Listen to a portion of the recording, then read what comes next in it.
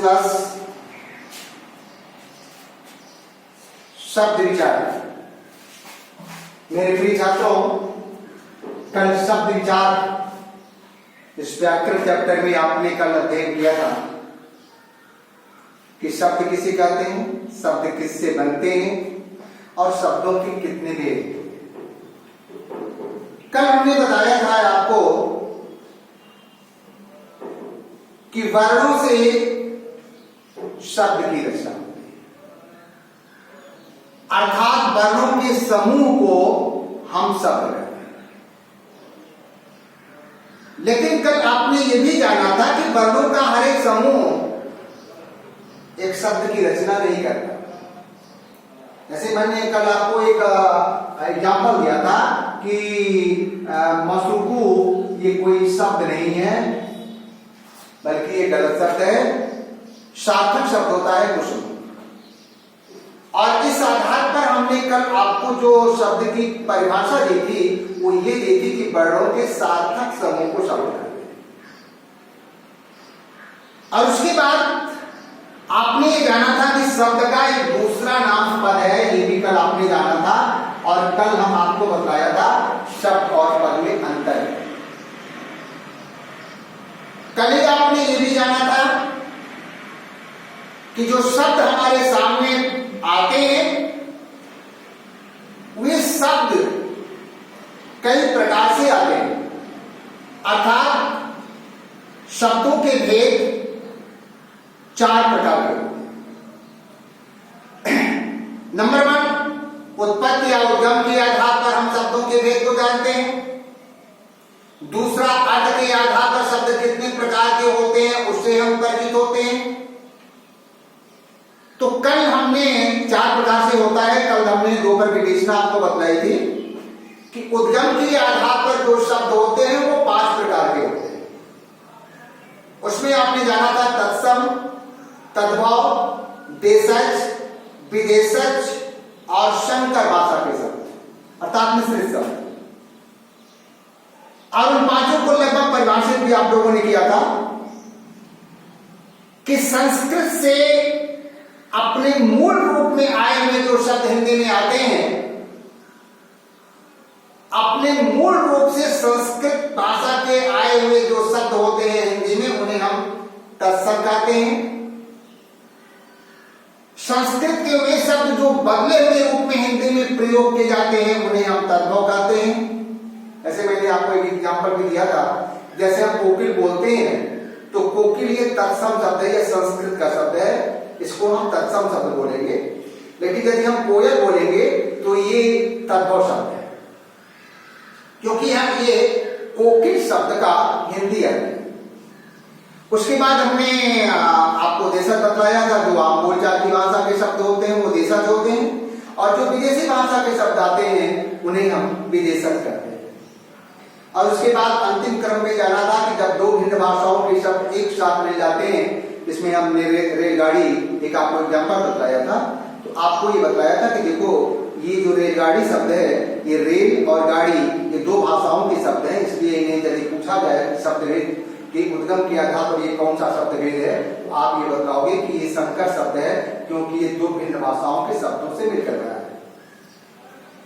और उसके बाद अर्थ के आधार पर जब आप शब्द के भेदों से परिचित हुए थे तो आपको मैंने 2 बताया था, एक सार्थक शब्द होता है, एक निरर्थक शब्द होता है। सार्थक शब्द वो होता है जिसका कोई अर्थ होता है, और निरर्थक शब्द वो होता है जिसका कोई अर्थ नहीं होता। कल आप लोगों को जैसे मैंने बताया था, जैसे हम चाय वाय बोलते हैं तो चाय शब्द जो है ये सार्थक शब्द है, और जो उसके साथ वाय तुलबंदी के रूप में बोलते हैं उस वाय का कोई मतलब नहीं होता, वो एक निरर्थक शब्द होता है। लेकिन उस वाक्य को, उस शब्द को सुंदर बनाने के लिए हम चाय के साथ वाय बोल लेते हैं, चाय वाय, पानी वानी, ये जो हम बोलते हैं खाना वाना, तो ये जो हम बोलते हैं जो बाद में जोड़ रहे हैं ये सब निरर्थक शब्द होते हैं। और कल आपने ये भी जाना था कि सार्थक शब्द के भी 4 भेद होते हैं। एक शब्द होता है, एक चीज को बोलते हैं समानार्थी, दूसरे को बोलते हैं अनेकार्थी, तीसरे को बोलते हैं एकार्थी, और चौथे को बोलते हैं विलोम। और आज हम जो शेष 2 बचे हैं उसकी विवेचना करेंगे।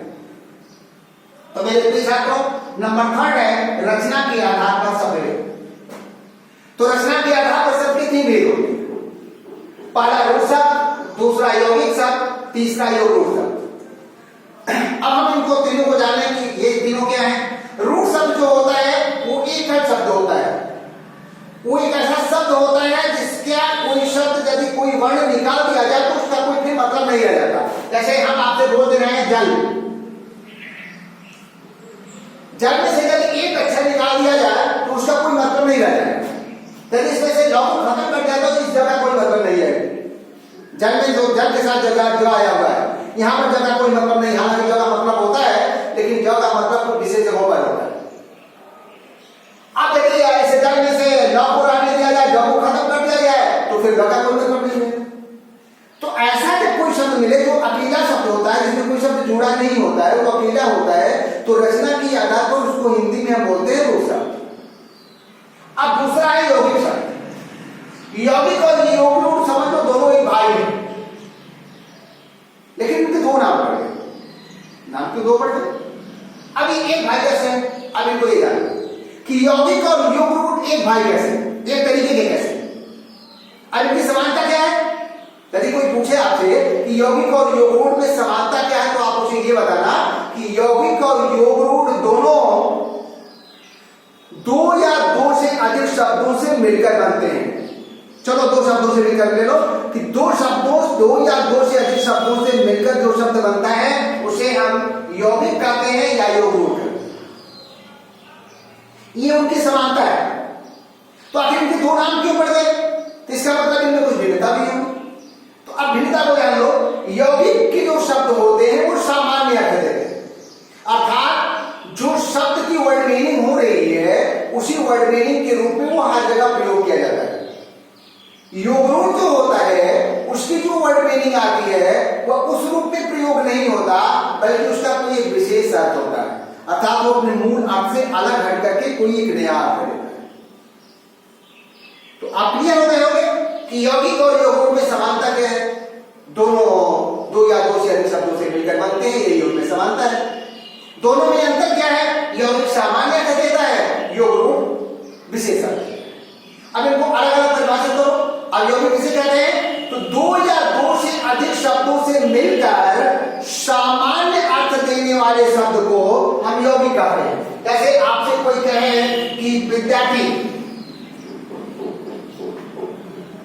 यदि वो विद्यार्थी कह रहा है तो विद्यार्थी दो शब्दों से मिलकर बना है, एक विद्या एक अर्थी।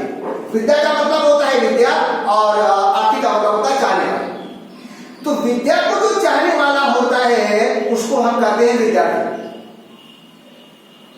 क्लियर? यदि हम कहें कि गौशाला, तो गौ माने जहां जानवर और शाला माने स्थान, जहां गायों को बांधने का जो स्थान होता है उसे हम गौशाला कहते हैं। क्या वहां यदि घोड़े बांधे जाए तो उसको भी गौशाला बोलेंगे? तो उसको हम गौशाला नहीं बोलते हैं, उसको हम अस्तबल बोलते हैं। तो दुनिया में जितने भी गौशालाएं हैं जहां पर गायें बांधी जाती हैं, गायों को बांधने का जो स्थान होता है उसे हम गौशाला ही बोलेंगे। तो गौशाला को यदि कोई आपसे पूछे कि वो कौन सा शब्द है रचना किया था, तो आप बोलोगे कि यौगिक शब्द है। ऐसे मान लो कि कोई आपसे ये पूछ रहा है कि चाय वाला, चाय वाले का मतलब क्या हुआ? जो चाय बेचता है, लोगों को चाय देता है, उसे हम बोलते हैं चाय वाला। कोई दूध लेके जा रहा है तो उसको भी क्या चाय वाला बोलोगे? आप उसको चाय वाला नहीं बोलोगे, उसको दूध वाला बोलोगे। तो दुनिया में जितने भी चाय बेचने वाले होते हैं उनको हम किस नाम से बोलते हैं? चाय वाला। तो इसलिए चाय वाले को यदि कोई आपसे पूछे कि रचना किया था तो उसका कौन सा भेद होगा, तो आप उसको बताओगे कि ये यौगिक शब्द है। ये चाय और वाला दो शब्दों से मिलकर बना है। चाय माने चाय, वाला माने देने वाला। चाय देने वाले को हम चाय वाला बोलते हैं। दुनिया में कहीं भी चाय जितने भी लोग लेते हैं उनको हम चाय वाला ही बोलते हैं, इसलिए चाय वाला यौगिक शब्द जो उसका आता है उसी अर्थ में वो प्रयोग होगा। अब आइए योग रूट। अब इसकी परिभाषा क्या बोलोगे कि दो या दो से अधिक शब्दों से मिलकर विशेष अर्थ देने वाले, अर्थात अपने वर्ड मीनिंग से अलग हट करके जब वो देते हैं तो विशेष अर्थ देता है। ऐसे मान लो आपसे कोई कहे हिमालय,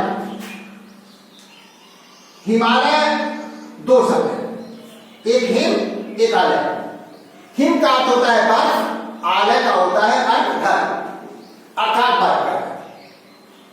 तो बर्फ के घर को तो हम आइसक्रीम सेंटर भी बोलते हैं, बर्फ के घर को तो हम बर्फ खाना भी बोलते हैं।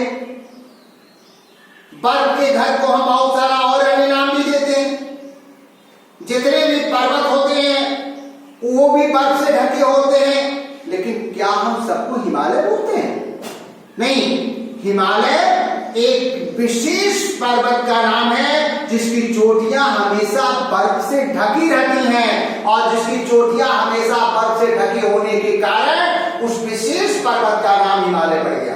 तो इसीलिए हिमालय को जब हम बात करेंगे तो हिमालय को कहेंगे कि ये योग रूप शब्द है। जैसे मोदक प्रिय, कोई आपसे बोले कि बता दो कि ये किस प्रकार का शब्द है, तो मोदक माने होता है लड्डू, अप्रिय माने प्रिय। तो जितने लोग लड्डू खाते हैं, जिनको लड्डू प्रिय लगता है, क्या उस व्यक्ति को हम मोदक प्रिय बोलेंगे? नहीं, उसका कोई नाम नहीं होगा। हाँ, लेकिन विशेष रूप से जिस भगवान को हम लड्डू चढ़ाते हैं प्रसाद के रूप में, उसमें दो नाम होते हैं। हनुमान जी को भी हम लोग लड्डू प्रसाद के रूप में चढ़ाते हैं और गणेश जी को भी चढ़ाते हैं, लेकिन गणेश जी को लड्डू सबसे प्रिय था, इसलिए गणेश जी का नाम था मोदक प्रिय। ये केवल भगवान गणेश के लिए प्रिय होता है। जैसे एक शब्द और ले लो, पंकज। पंख माने होता है कीचड़, और ज माने होता है पैदा। यहां जब बात हो रहा है पंख और ज, ये दो शब्द है। पंख माने कीचड़, ज माने पैदा। तो कीचड़ जो पैदा हुआ उसे हम पंकज बोलते हैं। अब सोचो, कीचड़ में आपकी जलकुंभी भी पैदा होती है, कीचड़ में आपका सिंघाड़ा भी पैदा होता है, कीचड़ में आपका बहेया भी पैदा होता है, पौधा होता है, कीचड़ में बहुत सारे घासें भी पैदा होती हैं। लेकिन क्या सबको आप पंकज बोलते हो? नहीं, पंकज एक विशेष फूल का नाम है जिसका नाम है कमल, और कमल के लिए हम पंकज का प्रयोग करते हैं। इसलिए पंकज शब्द जो है ये योग रूप शब्द। तो मेरे प्रिय छात्रों, आपने इन तीनों को जाना। तो रचना के आधार पर शब्द के तीन भेद होते हैं। एक रूढ़ शब्द जो एकल शब्द होता है, जिसके किसी भी वर्ण को यदि निकाल दिया जाए तो उसका कोई मतलब नहीं होता। यौगिक शब्द दो या दो से अधिक शब्दों से मिलकर सामान्य अर्थ देने वाले शब्दों को यौगिक बोलते हैं, और दो या जैसे छात्रावास, विद्यार्थी, चाय वाला इत्यादि। उसके बाद योग रूढ़ को हम बोलते हैं दो या दो से अधिक शब्दों से मिलकर विशेष अर्थ देने वाले शब्द को हम योग रूढ़ बोलते हैं, जैसे हिमालय है, पंकज है और मोदक प्रिय है इत्यादि। अब आइए, आखिरी विकल्प जो है शब्दों के भेद का, वो है प्रयोग के आधार पर शब्दों का भेद। ये दो प्रकार का होता है, एक विकारी शब्द होता है, एक अविकारी शब्द। विकारी शब्द का मतलब होता है जिन शब्दों के रूप बदल जाते हैं। लिंग, वचन, काल, कारक के कारण जिन शब्दों के रूप बदल जाते हैं उन्हें विकारी कहते हैं। अब सोचते होंगे कि किन शब्दों के रूप बदल जाते हैं, तो विकारी के चार भेद होते हैं। विकारी के चार भेद होते हैं, संज्ञा, सर्वनाम, विशेषण और क्रिया। ये जो चार होते हैं ये विकारी के भेद होते हैं। अर्थात कोई संज्ञा शब्द का नाम बदल जाएगा। राम घर जाता है लेकिन शीला घर जाती है, यहां क्रिया बदल गई, तो संज्ञा बदल गया तो क्रिया बदल गई। सर्वनाम में भी यही बात होगी, क्रिया का रूप बदल जाएगा। हुआ घर जाता है तो वह शब्द जो है ये लड़के के लिए प्रयोग हो गया, लेकिन हुआ घर जाती है यहां पर हुआ लड़की के लिए प्रयोग हो गया। तो यहाँ विशेषण शब्द, राम एक अच्छा लड़का है, राम एक अच्छी लड़की, और शीला एक अच्छी लड़की है। राम के लिए अच्छा का प्रयोग किया गया, लेकिन शीला का जब प्रयोग किया गया तो अच्छा नहीं बोला गया, अच्छी बोला गया। ऐसे ही क्रिया का रूप आपने बोला है, जाता है, जाती है। अर्थात ये संज्ञा, सर्वनाम, विशेषण और क्रिया, ये चार शब्द है, ये चार ऐसे व्याकरण के चीजें होती हैं जिनके रूप बदलते हैं, इन्हें हम विकारी के अंतर्गत करते हैं। और विकारी जिन शब्दों के रूप कभी नहीं बदलते हैं, जैसे आज, कहां, कब, यहां, वहां, दाएं, बाएं, ऊपर, नीचे, ये सारे सब अविकारी होते हैं। अविकारी के भी चार भेद होते हैं। तो अविकारी के जो चार भेद होते हैं उनका नाम है क्रिया विशेषण, समुच्चय बोधक, संबंध बोधक और विस्मयार्थ बोधक।